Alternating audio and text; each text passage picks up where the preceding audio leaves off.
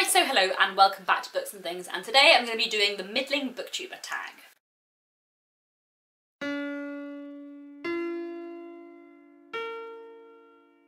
So this tag was created by Stripped Cover Lit, and the idea is that it is a tag for people who are in the kind of middling size of Booktube, so somewhere between kind of 2,000 and 9,000 subscribers, which is obviously where I am. And I was tagged by Claire from Claire Reads Books. I'll link her channel down below, it's really, really good. I feel like someone else tagged me, and I can't remember who, and I couldn't find it, so I'm sorry, other person. But yes, let's get straight into the questions. Question 1 is, what advice would you give to booktubers with under 100 subscribers?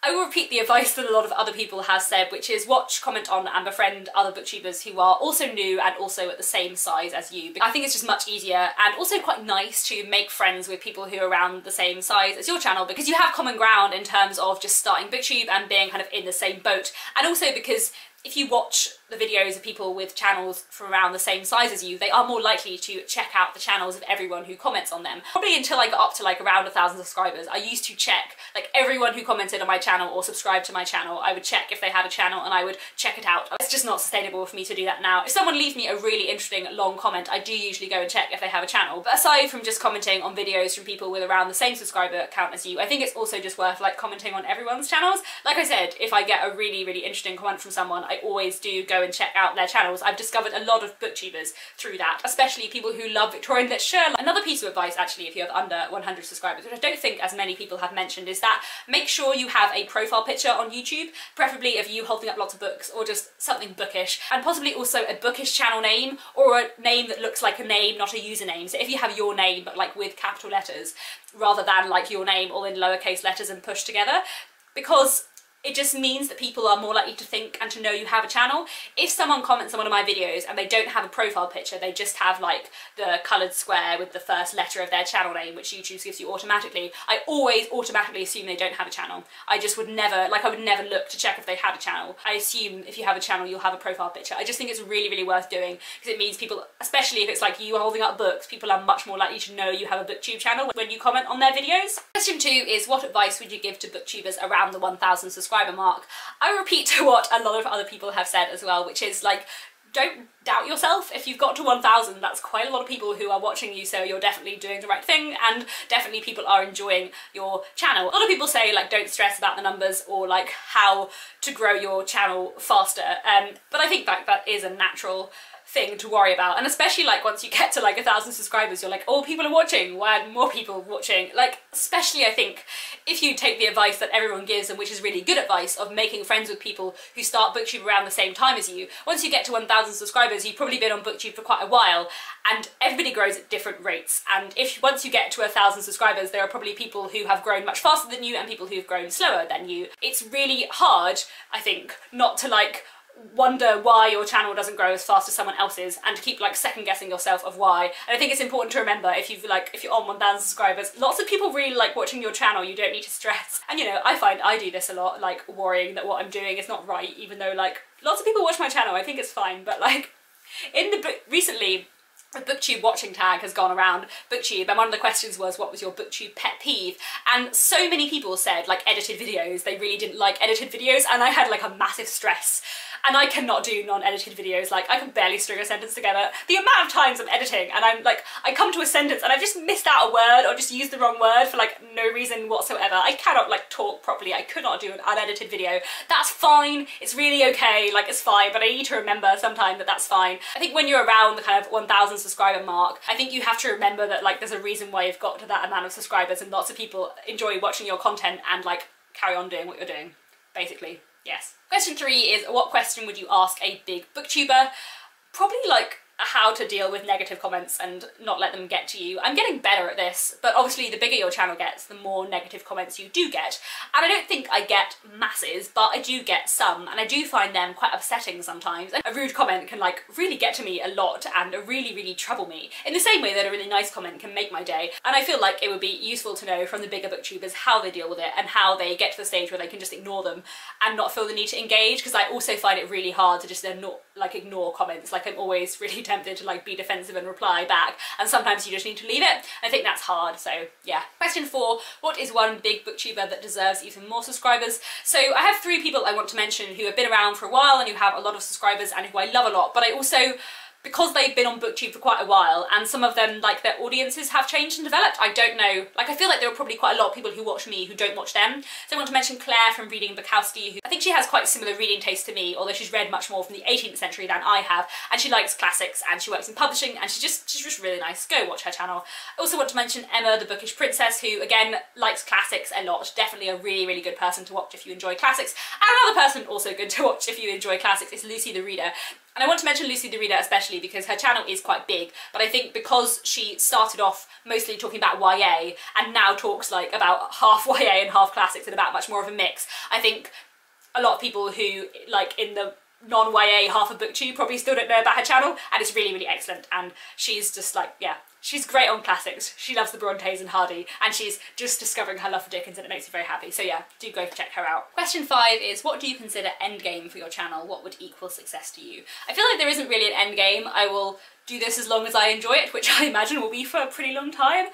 And in terms of success, like, I already feel like I've got beyond the point I would get to. Like when I started Booktube, I think I thought like 500 subscribers would be like a nice amount, and obviously there are many more of you now, so that's like I'm quite pleased with that. So just to continue on, I guess, would be success, I guess. Question 6, what is something you wish you did better? Maybe less editing. I don't know. I think actually I kind of prefer edited videos, but I also really enjoy like chattier videos, and I feel like I'm less good at them, and I think I'm getting better at them. Like if I watch any of my old videos, sometimes if someone comments on one of them and I go back to that video to reply, I think they're much more stilted, and I think I am more chatty now, but obviously my videos are very heavily edited because I cannot string a sentence together without like missing out some words or doing things wrong. Sometimes if I get really excited I can manage like a good minute where I don't need to edit if I'm talking really fluently, but most of the time not so much. I think that's okay, but I sometimes wish I could do that better. I also wish I could talk slower, and that is one of the things I get a lot of negative comments on. I do, to be fair, I have some people very nicely being like, I find it quite hard to follow your channel because you're speaking so quickly, but I do really enjoy your channel. And then I have some people who are just like absolutely horrible about it. But I try so hard to speak slowly. I try so hard. And like every single video I put up on my channel is digitally slowed down. Like I use my editing software to put the video on like 0.95% so that I'm digitally talking slower. I talk even faster in real life, and I try really hard, but it's just, I find it very, very difficult to talk slowly without like scripting every single video, and I just don't want to do that. Question 7, what part of your channel makes you proud?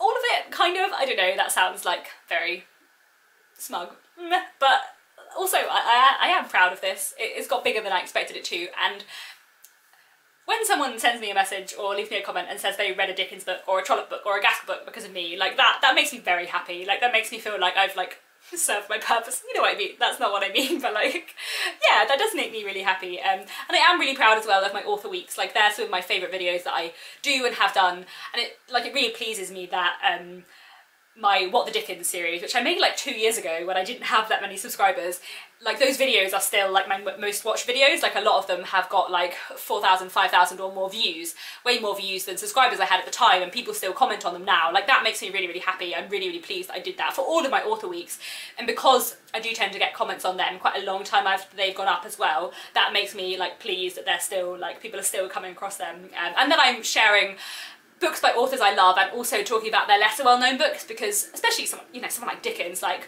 Great Expectations, Oliver Twist, A Tale of Two Cities, like so often spoken about, but who talks about Barnaby Rudge? It's nice that I have talked about that, I guess. I don't know, I'm pleased with that. Also Victober, I think. Victorian October has been really, really fun, and I am pleased that I have done that, and I'm pleased because I do feel like starting that has encouraged lots of people to read lots of Victorian literature that they might not otherwise have picked up, and that makes me really, really happy. I remember last year, Jen Campbell, Simon from Savage Reads and Lucy the Reader were all interviewed in the Times, and in Lucy's article she spoke about like, October and reading Victorian literature in October, and I was like, I made that thing up but it's mentioned in the Times. That's really, really surreal. And then later as well, when it was actually that year's Victober and we asked Lucy to come and be a host with us as well, she sent a link to like our Victober host chat with Wordery, the book buying website, had like a banner being like, here's good books to read, this is Booktober, and I was like, this is I don't know how this happened. Like that was very exciting. That was very cool. I was proud of that. Question 8. If you were going to start a second channel, what would that channel be? I would not start a second channel. I feel like I just wouldn't have the time. And also, like, it's hard enough to build up the viewership of one channel. I feel like I wouldn't want to start from scratch with another one, which I feel like it would almost be.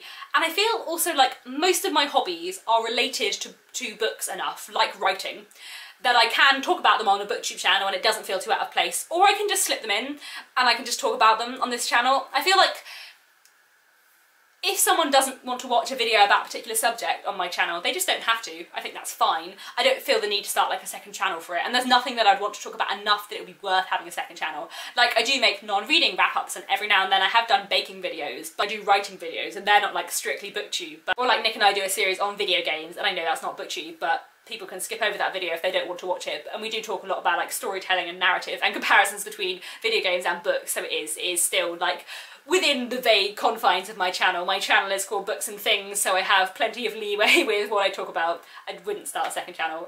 Yeah, I wouldn't do that.